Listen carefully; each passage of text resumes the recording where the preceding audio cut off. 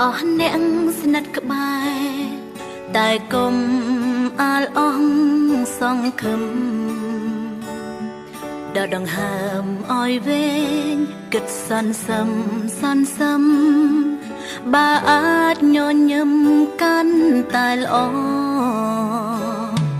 ឧបសគ្គជីវិត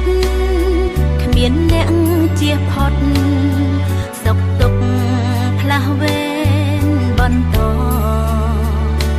បើមិនចេះបត់បែនដួលមិនឆាប់ក្របឈរគ្មានទេថ្ងៃល្អ